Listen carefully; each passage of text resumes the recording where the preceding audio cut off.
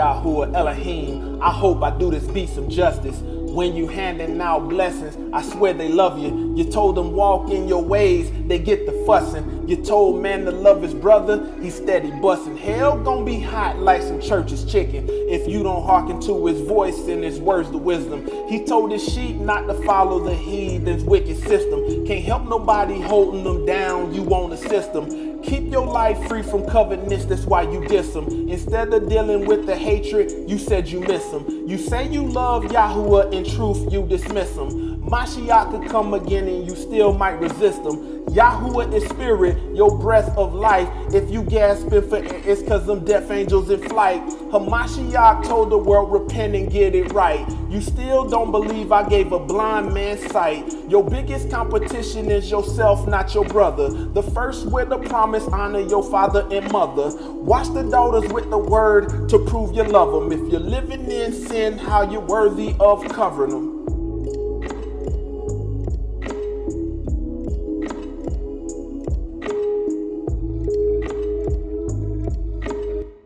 Shabbat Shalom, Israel. Man, I hope everybody is having a blessed day of rest, and I hope, you are able to enter therein. Man, a lot is going on in the world, and these Sabbath day teachings are just fine tunings to help us walk more upright so we can be found without spot or blemish when we're sitting at the judgment seat of a Mashiach. The title of today's message is Laboring Man of Yah. Laboring Man of Yah. Man, oftentimes you hear these titles thrown around loosely and people give these accolades, but they really don't understand biblically what is required. You hear people say in religion, man of God and godly man, but when we look at the essence, biblically, contextually, of what a man is supposed to do, it's supposed to be labor. Welcome to all in Shabbat Shalom, Israel. How to support the ministry? Hit that like button. Like button goes a long way, and I appreciate it. I can't tell you how much I appreciate it that you're hitting the like button. I'm saying something to help strengthen you, to help edify you, and hitting that like button helps this video fight against the algorithm, who really, when you think about that algorithm, is focused more on promoting foolishness than righteousness. Subscribe to the channel, okay? Turn your notifications on and set to all notifications. Share this video, and if you would like to donate or leave a offering, Cash App is on the screen. Agenda. In today's Shabbat message, I will be teaching on the righteousness of being hardworking as a man. You cannot make statements like man of God and hardworking not follow. Too many men have gone unchecked, calling themselves believers and men of God while being stone cold lazy. A lazy man has a deceitful type of faith or belief and spends time talking about what he's going to do or complaining about what he should be doing, which is working. On the other hand, you have a true man of Yah that is so busy working in righteousness, he does not have time to complain. Daily as men, we must wake up to show up, to demonstrate our understanding as well as obedience to Torah and faithfulness. When it's all said and done, no one should have a claim of laziness to lay to your charge as a man.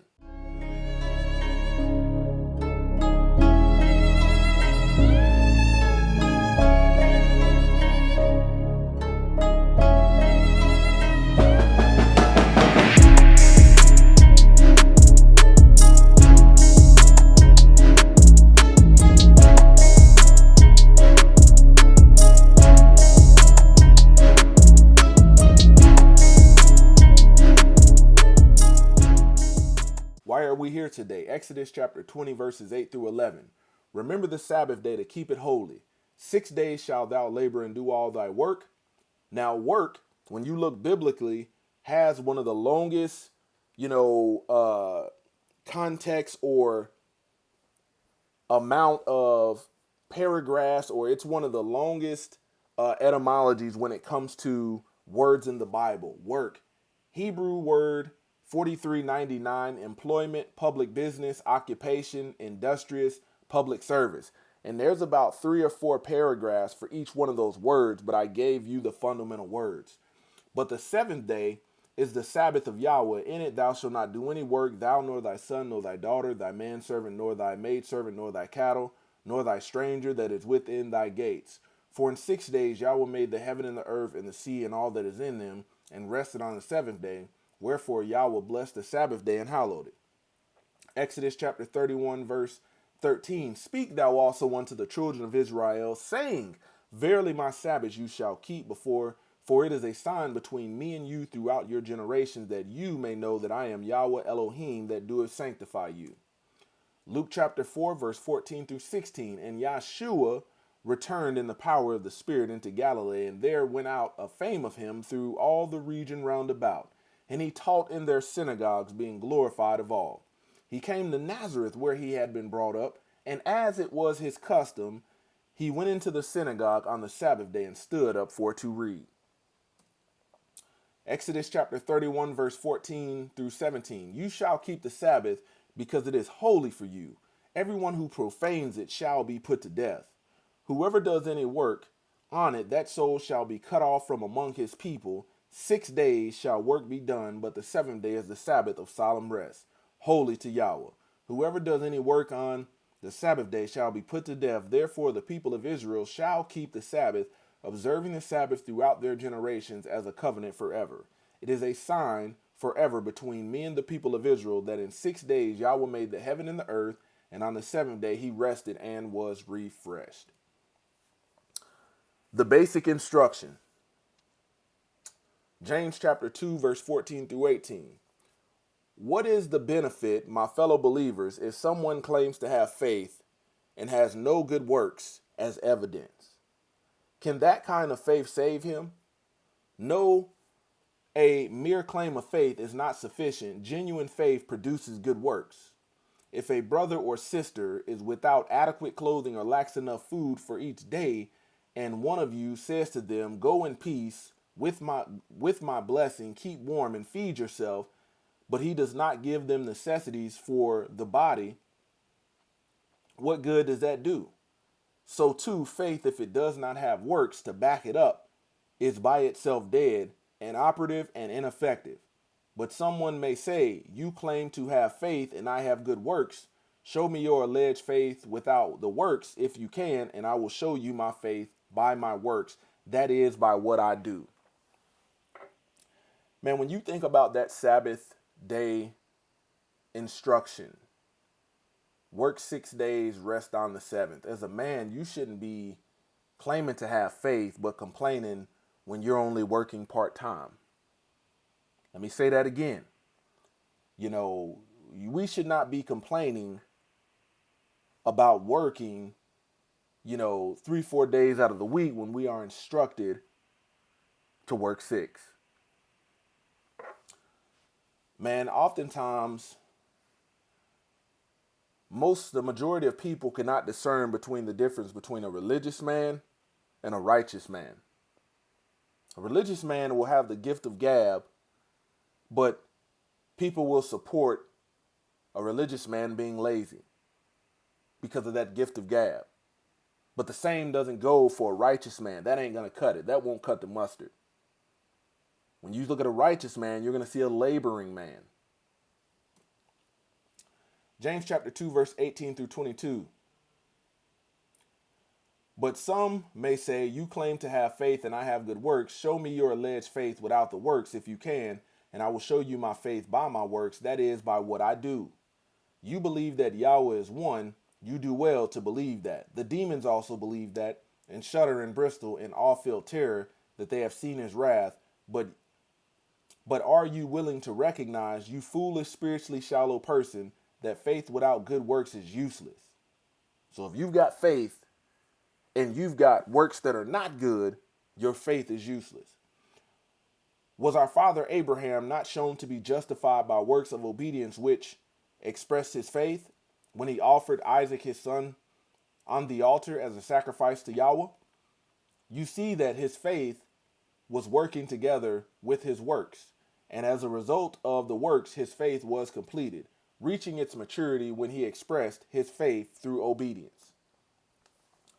Verse 23 to 26. And the scripture was fulfilled, which says, Abraham believed Yahweh, and this faith was credited to him by Yahweh as righteousness, and as conformity to his will. And he was called a friend of Yahweh. You see that a man, a believer, is justified by works and not by faith alone. That is, by acts of obedience, a born-again believer reveals his faith. In the same way was Rahab the prostitute not justified by works too, when she received the Hebrew spies as a guest and protected them, and sent them out the way to escape by a different route. For just as the human body without the spirit is dead, so faith without works of obedience is also dead. Man, you have to be able to ask yourself, man, is the type of faith you have as a man, is it dead or is it alive? Do you see the living evidence, the quantifiable evidence of your faith in your day-to-day life, in your day-to-day walk, in the things that you do as a man? Punchline. You believe you are a good man. You believe you are a good brother, good husband, good father. Is your word alone weighty enough for Yahweh, or will he judge your heart as well as your actions? Who are and what is validating this? What are we validating this with? And who is validating this? As believers, men, we need to stop looking for an easy path or trying to validate ourselves while having no quantifiable biblical evidence of us living righteous. Let me say that again. We must stop looking for an easy path or trying to validate ourselves while having no quantifiable biblical evidence of us living righteous. As a man, you should be able to point out over and over again, your obedience to the commandments. You should be able to point out. And a major problem is you don't spend enough time in the word to learn what it is we are called to do. We are instructed to do. Hasatan is in the business of advertising ease, magic, and shortcuts. I want you to understand this is hard work, and that's why only a remnant will make it. There won't be many. This is hard work. Nowhere in the book did the Most High, did Messiah, the prophets, the disciples ever say this would be easy as a man. You're going to constantly feel like you can't catch a break, and that's just a testing of your faith to see if you will give up. In this day, time, and hour, man, we are seeing more and more men that are choosing the path of, instead of being laborious man of Yah, they choose the complete 180 and become sissies. They say, man, I see the provisions that women get. Man, I want to walk around and masquerade myself as a woman. That's what a lot of men are doing. They're going from men who was working, living masculine lives, to going to the other side. And it's happening. It's spreading like wildfire. Men saying, I want to lay on my back and not have to do any of the work. I want a man to come home and take care of me. We got men out there that think like this. Man, I worked with a guy that told me, man, when I get out of the army, this is hard work. I'm just looking for a husband to take care of me. I want to be a house husband. I'm telling you, men are switching sides, running from this laborious work, running from this work which the Most High Yah has ordained. Hasatan will sell you, man, this walk ain't supposed to be that hard. It's supposed to be easy. And he's damning your soul in the process. You got to look at it. A man of discipline, a man of grit, a man of great work ethic is not going to fall for these magic tricks. Well, here's just a little magic, a little witchcraft to make it easier. Man, there are no shortcuts in life to being a laboring man of Yah. There are no shortcuts.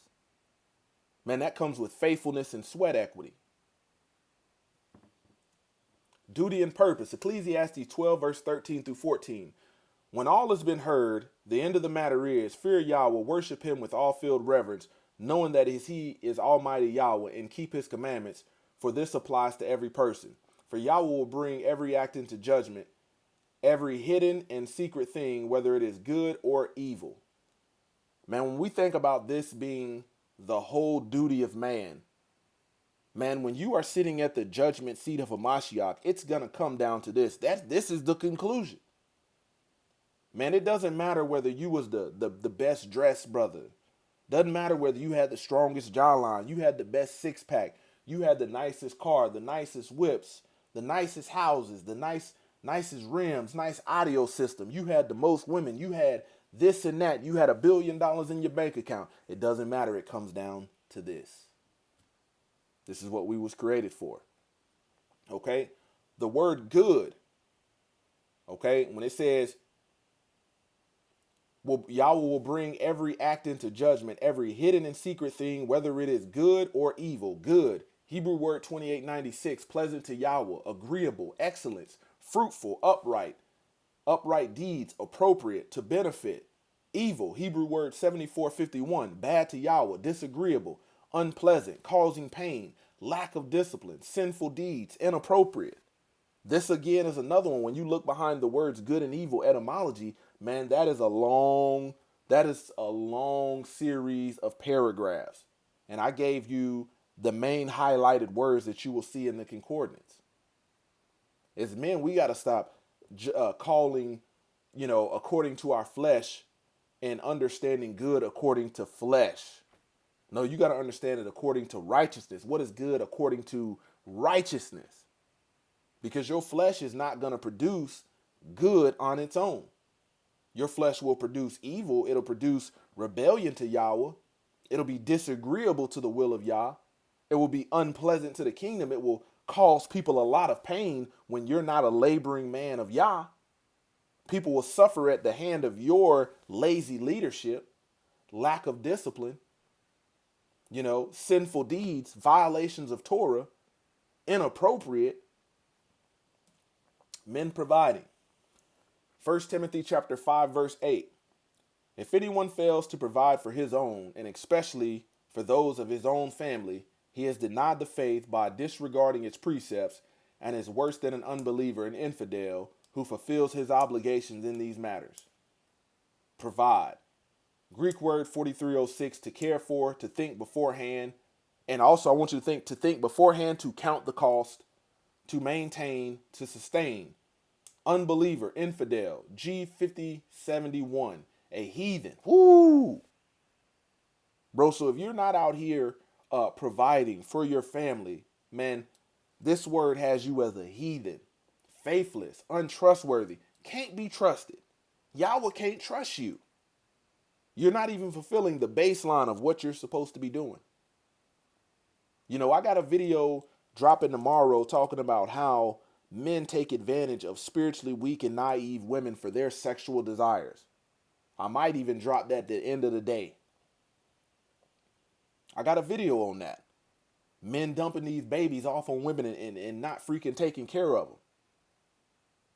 But yet you walking around like you got it going on. Man, I want you to understand, certain men are going to be capable of more, but at the end of the day, man, if you have those that you cover, whether it be children, whether it be a wife, hey, you got to provide. I don't give a dang if your whole paycheck goes to provide and you don't have a dime to yourself. That's okay. You're doing your job. Know that you're doing a good work. You have some that can provide for their family and have excess. That's not going to be everybody, but you have to do what you are called to do. You got to think, man, as a man, you shouldn't want to be seen as an infidel to the Most High Yah, a heathen. You got to think, and it tells you follow not the way of the heathens. So as a man, that's letting you know you don't have any virtue, any standard of moral excellence for other people to follow. If the Most High Yah could look down on a group of men and that saw you walking about, he would say, don't follow that man. He's a heathen. Do not follow him. No matter what your lips are saying, you're faithless. You're faithless. There's a major problem with especially with men and women, men that want to out pretty their women. And man, we were called to labor. You want to spend, the same amount of income or resources on trying to look pretty as a man while being lazy. What spirit is that? What spirit is that? The content man, Philippians chapter 4, verse 11 through 13. Not that I speak from any personal need, for I have learned to be content and self-sufficient through Hamashiach, satisfied to the point where I'm not disturbed or uneasy regardless of my circumstances. Man, men, you have to learn this one. Because if you're not the content man, depression and anxiety will set in because you're looking at what everybody else has in a spirit of covenant and saying, man, my life sucks. You got to get to the point as a man where you can say, I am not disturbed or uneasy regardless of my circumstances. I ain't got $1 in my pocket. I know how to get along and live humbly in difficult times. And I also know how to enjoy abundance and live in prosperity. Don't lose yourself in prosperity and in abundance. Don't let that become the focus, because just as you have abundance and prosperity, man, you could easily be tested like Job. In any and every circumstance, I have learned the secret of facing life, whether well-fed or going hungry, whether having an abundance of being in need. What is it that we got all these men that don't want to work these days? Don't want to consistently work a job to be able to provide for the creatures that they have created, the babies that they have created. Don't want to provide for the women that they have taken on in marriage. If you watch some of these videos, man, you got men out there saying, let's go 50-50. What? What? Man, it was your job alone as a man, biblically, to provide for a woman and to provide for your family. And you got men out there calling themselves men of God, men of faith, and you talking about let's go 50-50. What is the Most High Yah going to say about that when you're at the judgment seat of a Mashiach and you tried to offload your biblical duty and responsibility onto a woman? Think about how that can cause her to be derelict in her duties because she's having to pick up the slack because you don't want to labor. I can do all things which he has called me to do through him who strengthens and empowers me to fulfill his purpose. I am self-sufficient in Hamashiach's sufficiency. I am ready for anything and equal to anything through him who infuses me with inner strength and confidence, peace. Man, there's a generation of men right now that want to lay up on women. And this is truly a generational thing. You ain't got your hand on no job. You don't have your hand on no employment. You don't have your hand on no good works, but you steady in that refrigerator. Steady wanting to be up in the AC, wanting the luxuries of life while not having the work ethic to provide it for yourself. Not having the willingness to go out there and provide it, to be a servant and a blessing to those you cover, your wife and your children. The scamming man. Man, this is off the charts in the last days. This is off the charts. Men out here scamming folk because they don't want to work. I tell you, man, men, you need to stay in the love of Yah, because if you find yourself desperate, a scamming man is going to take advantage of you. And you got women out here getting caught scamming also. But man, it hits home when when you are supposed to have this discernment. You're supposed to have this wisdom. And here comes along a man moving as an agent of Hasatan, selling you a dream that's too good to be true. A get quick rich scheme. Man, I tell you, the laboring man of Yah does not look for a get rich quick scheme. The laboring man of Yah is always going to focus on compound interest. And when I say compound interest, I'm not talking about percentage wise. I'm talking about the compounding of being laborsome over and over again on a daily basis and a consistent basis so you can produce good fruit. Ecclesiasticus chapter 5, verse 8. Set not thine heart upon goods unjustly gotten, for they shall not profit thee in the day of calamity. One of the signs of a lot of these scamming men is what they're doing is showing you things of vanity. Showing you things of vanity that your flesh will lust after. And then tell you, this is how you can do it too. This is how you can do it too. You got people out here telling people, coming up with all kind of stuff and getting people sucked into their scam really because they don't want to work. And when you choose laziness over working, that's the time when you're going to get sucked into one of these. Young men need to be careful that they don't fall into the footsteps of lazy, entitled men that scam people. Young men need to be desperate to work hard rather than being desperately entitled. Ain't nothing worse than a lazy, entitled man. The world does not give comfort to a doggone lazy, entitled, man. You look at how many women's shelters there are versus men's shelters, and that'll tell you something. What are examples of this? Selling drugs. You got to think, rather than diligently seeking out work or an employment, you say, you know what, I'm going to push this pack. I'm going to push this pack in my own neighborhood to my own people.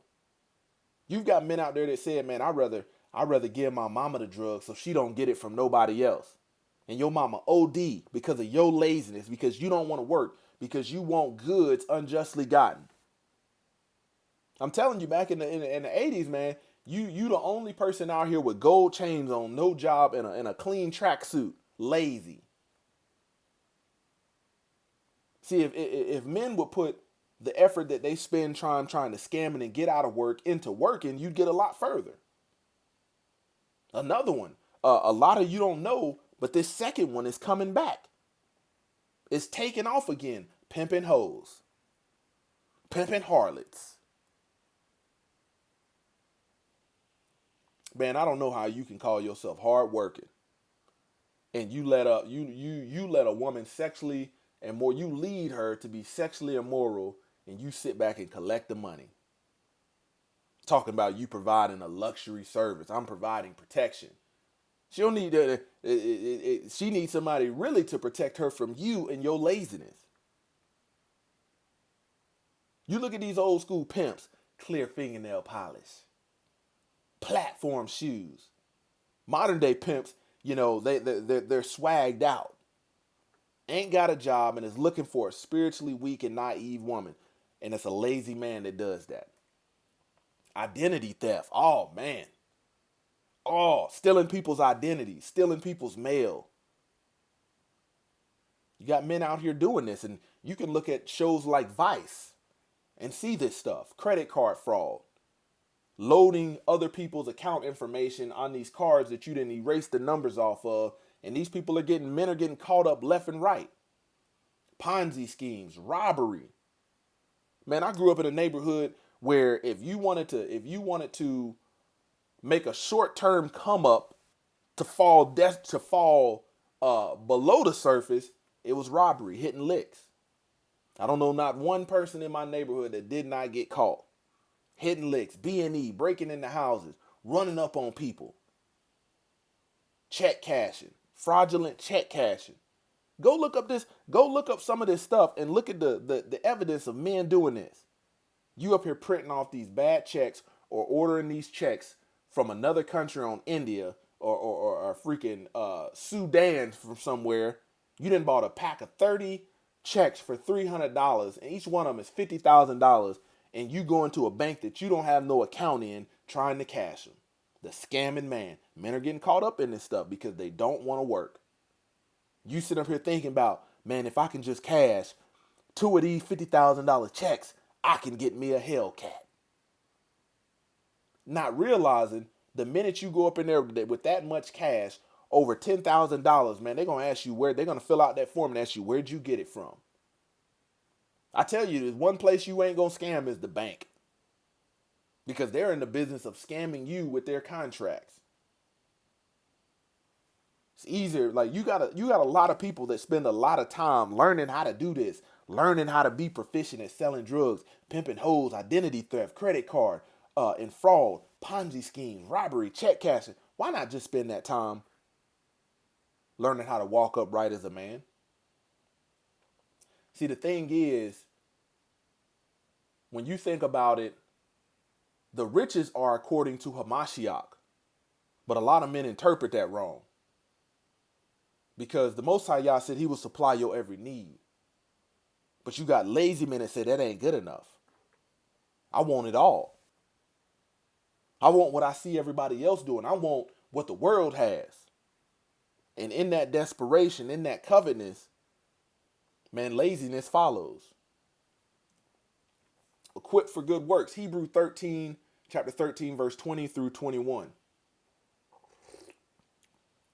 Now may the Yahweh of peace, the source of serenity and spiritual well-being, who brought up from the dead our master Yahshua, the great shepherd of the sheep, through the blood that is sealed and ratified for eternal covenant, equip you with every good thing to carry out his will and strengthen you, making you complete and perfect as you ought to be, accomplishing in us that which is pleasing in his sight through Yahshua HaMashiach, to whom be the glory forever. Amen. You got to understand, man, we are equipped for good work. Every man out there has potential to be a laborious man of Yah. But it is a choice. And the majority of men, they don't choose it. They don't choose to live righteous. They choose to be worldly or to be religious. Labor is lacking. Matthew chapter 9, verse 35 through 38. Yeshua went throughout all the cities and villages into Galilee, teaching their synagogues and proclaiming the good news, the gospel of the kingdom, and healing every kind of disease and every kind of sickness, his word and his works reflecting his messiahship. When he saw the crowds, he was moved with compassion and pity for them because they were dispirited and distressed, like sheep without a shepherd. He said to his disciples, the harvest is indeed plentiful. Think about this. Man, we can heal a lot of people right here. These folk don't have no shepherd. The harvest is indeed plentiful, but the workers are few. Man, there ain't enough of us to heal and to lay our hands and to teach the message. There ain't enough. So pray to the Lord of the harvest to send out workers into his harvest. Man, there's so many women and children out here that are untaken care of because men don't want to labor. They choose to go their own way, and it produces nothing good. You know, man, I saw, a video of people talking about well-paying, high-earning jobs that you would think people would be jumping over, but they ain't jumping over them because they don't want to work. Men don't want to work. You got to think, man, you have jobs in the oil field, start you off $25, $30 an hour. You got a man that's living up on a woman, living up on his mama, don't really want to learn to develop any kind of work ethic or grit and say, no, I'm too good for that. Comfortable in that environment being lazy. Man, as a man, if you are willing to work, man, there is so much in abundance, that you could actually acquire and be of a benefit to you. But when you don't want to work, what do you expect to have? And Hamashiach is saying right here, when it comes to these people without a shepherd that are sick, twisted in their mind, don't know which way they go. They just following their own sheep mentality. He said, man, this harvest is plentiful. He's looking at these people saying, man, this harvest is plentiful. And we're seeing this in this daytime and hour. Man, there's abundance of men. You got to think, man, if you're willing to swing a hammer, if you're willing to get on a construction site, using that as an example, if you're willing to learn a trade, man, you got apprenticeships all over. But guess what? Man, if you're not a laboring man, you're not going to take advantage of these to be able to learn a skill. It's becoming few and far in between for a man to actually have a skill. You've got more men that's got a piece of paper on the wall and have no skill. If we take away, and a lot of these jobs are being taken away that once required you to have a piece of paper on the wall. Now you need a skill. And men are tapping out because they don't want to learn a skill. They don't want to labor. Laborers are lacking. Running from work, Genesis chapter 2, verse 15. So Yahweh took the man he had made and set him in the Garden of Eden to cultivate and to keep it. Biblically, that's husbandry, vine dressing, keeping of the garden, tilling to the land. Ecclesiastes 7 verse 15, hate not laborers' work, neither husbandry, which the Most High Yah hath ordained. How long will you stand around amongst other men and say, man, it's too hot to get out there and work, knowing that you're not going to have a clear day in mind to get after it? Man, let's come back this evening when it's nice and cool. And I want you to think, man, you have the man that will make excuses and not get very much accomplished. That's what the Most High Yah gave you: water. He gave you a long sleeve shirt. He gave you a hat to put on your head so you could work. The term working me like a Hebrew slave. We say that as a people in complaint. Man, they working me like a Hebrew slave, when people don't realize the work ethic that the Hebrews had. Hate not labor's work, neither husbandry, vine dressing, keeping the garden, which the Most High Yah has ordained. Proverbs 22:9. Do you see a man skillful and experienced in his work? He will stand in honor before kings. He will not stand before obscure men. Nowadays, it's all about the persona. Let me look like I'm skilled. Let me look like I got it going on, rather than actually laboring, rather than actually learning how to have a skill. Seed sowing. 2 Corinthians 9:6. Now, if you wait too late in life to sow good seed, man, there's a high probability you will be offended, by the actions and the way that a laboring man of Yah that has sown good seeds in his youth, you will be offended, by the way they move, and you will be offended by truth. And this is why you need to sow seeds of your own, so you are not out here sensitive, jealous, and offended. And that's what's happening. In your old age, man, it is going to show, be revealed if you were sowing seeds or not. You cannot lip service. Now, let me give you an example. Now, if you look at a man that planted a fruit tree, within 20 years, you're going to see evidence of how long that tree has been, established. Man, that tree had to be planted 20, 30 years ago. And then you have men that talk like they're sowing good seeds. But when the time comes around, 20, 30 years pass, you're not seeing the evidence of sowing good seeds.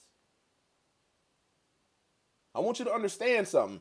Man, if you sow a bad seed, you're not going to have sweet, good fruit to harvest. 2 Corinthians chapter 9, verse 6. Now remember this: he who sows sparingly will also reap sparingly, and he who sows generously, that blessings may come to others, will also reap generously and be blessed. I'm telling you, man, this thing is truly about laboring in faith and sowing good seeds. It's not about what other people think. Get that out of your head. It's not about, what you see other people doing. Sow good seeds in righteousness. I don't give a dang if every man out there is sowing seeds of fornication, sowing seeds of immorality, sowing seeds of idolatry, all of this foolishness. Make sure you sow your seeds in righteousness. Galatians chapter 6, verse 7. Do not be deceived. Yahweh is not mocked. He will not allow himself to be ridiculed, nor treated with contempt, nor allow his precepts to be scornfully set aside. For whatever a man sows, this only is what he will reap. I tell you, man, as a young man, being single, man, I was sowing all kind of bad seeds. And guess what? It was painful when they sprouted. It was painful when it was time to harvest, because you cannot run from them sinful, wicked, rebellious, unrighteous seeds that you have planted as a man. It's just a matter of time. They got your name on it. They got your DNA on it. You can't run from it.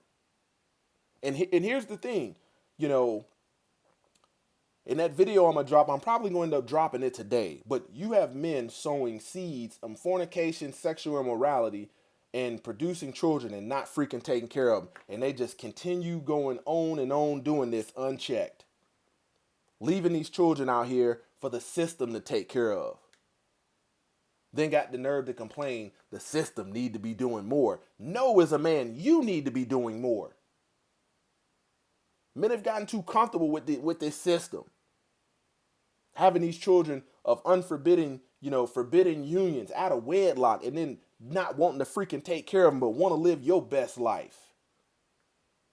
Man, that's not a fruitful harvest to reap. That's painful. I saw a video not too long ago. A guy had 8 children, and he was complaining about paying a measly $300 in total in child support, pleading to the public court of public opinion about, I don't know why life is so hard. Well, you should have thought about that when you were sowing seeds of semen. Can't make this stuff up. He was asking for somebody to take on his child support case pro bono. Lazy joker. Want to bust all kind of nuts and not doggone take care of them. Man, you have to sow good seed as a man. I'm telling you, you will be brought up on judgment if you have moved like this in a wicked, rebellious manner, in a reprobate manner. Man, when you look at a woman as a man, you don't need to see pleasure. You need to see duty, obligation, and purpose. Because if not, it ain't going to be good for you. It ain't going to be good. Hosea chapter 10, verse 12. Sow with a view to righteousness, that righteousness like seed may germinate. Reap in accordance with mercy and loving kindness. Break up your uncultivated ground, for it is time to seek and search diligently for Yahweh, and too long for his blessing, until he comes to rain righteousness and his gift of salvation on you. Man, it doesn't matter, man, from the moment you are of age to discern between good and evil, to know right and wrong, man, this is when you should be sowing good according to the righteousness of Yahweh. Until you face judgment, until you return to the doggone dirt, sowing seeds of righteousness, sowing good seeds. You got to look, man, there's a lot of older men that talk the good game, but they ain't got nothing to harvest. No, when you're sowing good seeds, man, in righteousness, there will be an annual harvest. There will be a return on investment. But there is no return on something you didn't invest in. Deuteronomy chapter 6, verse 25. It will be considered righteousness for us, that is, right standing with Yahweh, if we are careful to observe all this commandment before Yahweh, just as he has commanded us. Our righteousness is an everlasting righteousness, and thy law is the truth. No matter how much you reject righteousness as a man, it ain't going nowhere. It's either you choose to live righteous or you choose to live lawless. James chapter 1, verse 8. Being a double-minded man, unstable and restless in all his ways, everything he thinks, feels, or decides.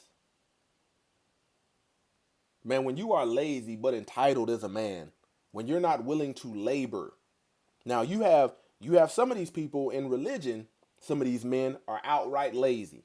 They want everybody else to work hard while they sit up and be lazy, and you're not going to see servant leadership. You're not going to see them leading by example. That's what you're not going to see. You're going to see more gum bumping and lip clapping in their form of godliness while they don't lay their hands to any sort of plow. Hands just in soft and supple like a lazy woman. Fruitful versus unfruitful. Matthew chapter 7, verse 16 through 20. By their fruit you will recognize them, that is, by their contrived doctrine and self-focus. Do people pick grapes from thorn bushes or figs or thistles? Even so, every healthy tree bears good fruit, but the unhealthy tree bears bad fruit. A good tree cannot bear bad fruit, nor can a bad tree bear good fruit. Every tree that does not bear good fruit is cut down and thrown into the fire. Therefore, by their fruit you will recognize them as false prophets. Man, I'm telling you, a scamming man may look like they've got good fruit. A lazy man that scams folks, takes advantage of women, may look like they got good fruit and got it going on. Give it some time. Give it some time. Give it some time. Give it 20 years. Give it 10 years. Give it 30 years. And you're going to see, man, what fruit have they produced? If they ain't already been taken out of here. I'm telling you, young men need to understand the stuff that you're doing in your 20s, man, you're going to have to harvest it in your 30s. The stuff you're doing in your 30s, you're going to have to harvest it in your 40s. You can't run from it. I want you to think about, you've got men out there. There was a popular black radio show host who recently just found out that he had another child by way of him having a one-night stand. That was a seed you sowed and you thought nobody was going to know, and now you got a knock on the door 10, 15 years later, and a bill, and a DNA request, which came back as, that's your doggone child. Man, the Most High Yah sees all of this. So knowing this, man, you better invest in righteousness and obedience and fearing the Most High Yah early in life as a man as you can. So, man, when it's time to harvest in your 30s, man, you reaping good fruit. I want you to understand something, man. When this is talking about, if you look at a tree or a plant or a tomato plant where it doesn't have good roots and it's picked up some sort of infection, man, by the time you look at the fruit, you'll look at the fruit from one side, it'll look good. You spin it around, it's all kind of parasites and bugs in there eating it out. And all of your fruit is going to look like that as a man if you don't focus on sowing good seed. It all starts with a seed. Galatians chapter 6:8, for the one who sows to his flesh, his sinful capacity, his worldliness, his disgraceful impulses, will reap from the flesh ruin and destruction. But the one who sows to the spirit, the Ruach, will from the spirit reap eternal life. Now here's the thing, man. Either you're being led of the Ruach HaKodesh in your seed sowing process as a man, or you are not. And I tell you, man, a lot of the seeds that I was sowing in life while not being led of the Spirit, man, did not produce good fruit. No matter what everybody else in the world was saying, oh man, that's going to be the next biggest thing. Nope, didn't produce any good fruit. It came and it went. But man, once you produce good seeds, man, like especially with children, if as a man you choose a woman that fears the Most High Yah, keeps the commandments, and you plant seed in her soil, good seed, that's going to carry on for generations. They're going to grow up with an example of seeing righteousness versus being a man. You sow seed in forbidden unions and them children don't grow up seeing righteousness. They ain't going to never produce good fruit. It's going to be a hard choice for them to choose the path of righteousness. Okay, as a man, you can say, you know what? I'm working hard to provide for my family. Rather than putting the latest and greatest clothes and all this stuff on my family, I'm going to set some money to the side for a rainy day. That's going to produce a lot more fruit when the time of need comes versus you going the other path. Laziness. Proverbs chapter 13, verse 4. The sole appetite of a lazy person craves and gets nothing, for the lethargy overcomes ambition. But the sole appetite of the diligent who works willingly is rich and abundantly supplied. And listen to what I'm saying, man. If you are a hardworking man, there's a high probability you don't want to be around lazy men. But you find lazy men hanging around each other. Or you find lazy men, trying to deceive hardworking men that they're working hard, but 9 times out of 10, you're going to find a lazy man up on the hip of a woman trying to ride that wave. Craves nothing and gets nothing. Well, you just walking around lethargic, ignorant to the fact that you're supposed to be working, and that takes over your willingness to be ambitious on a daily basis. 2 Thessalonians chapter 3, verse 10. For even while we were with you, we used to give you this order: if anyone is not willing to work, then he is not to eat either. I tell you, man, the days of me throwing all these different cookouts and different events, and you got jokers coming, don't even want to bring nothing and just want to leave with all kinds of to-go play, I'm good on this. See, if you do that as a man, you will always have people willing to pick off your tree of your fruit, the abundance that you have, when honestly, some of these people ain't even worthy. They ain't even worthy. Not even worthy. Tell you, man, there's a whole bunch of young men, 18, 19, 20, you living at home with mama, and you expect mama to keep that refrigerator full. I'd put a lock on it if I was you. Put a lock on it. Man, you don't get nothing up out of here until you contribute. Matter of fact, what you get out of here is what you contribute.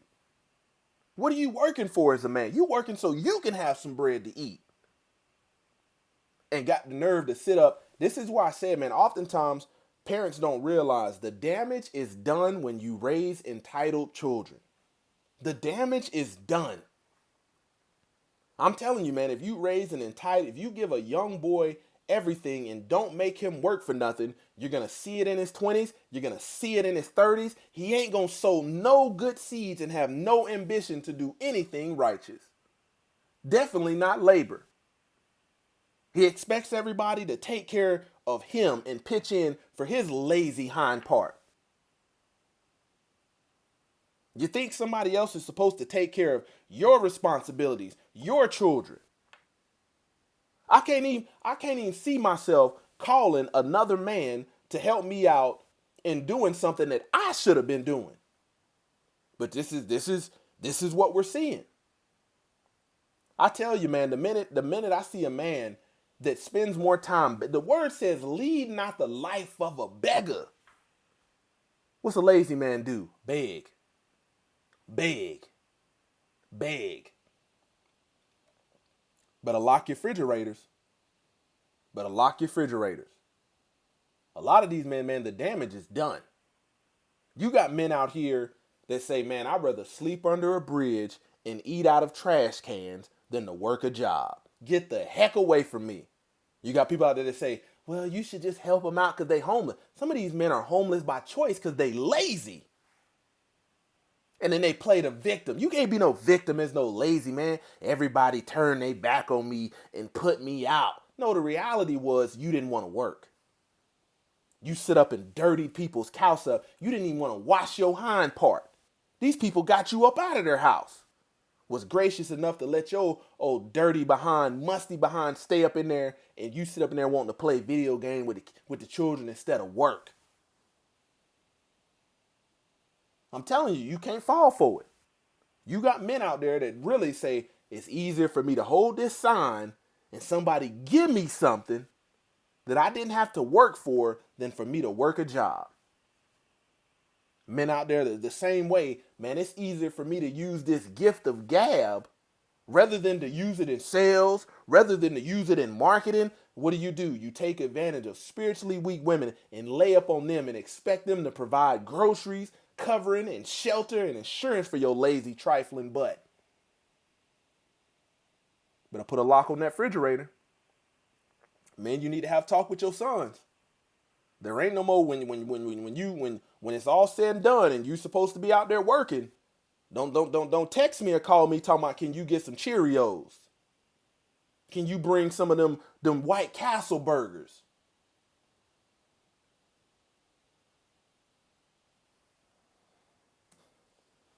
Proverbs chapter 10, verse 4. Poor is he who works with a negligent and idle hand, but the hand of the diligent makes him rich.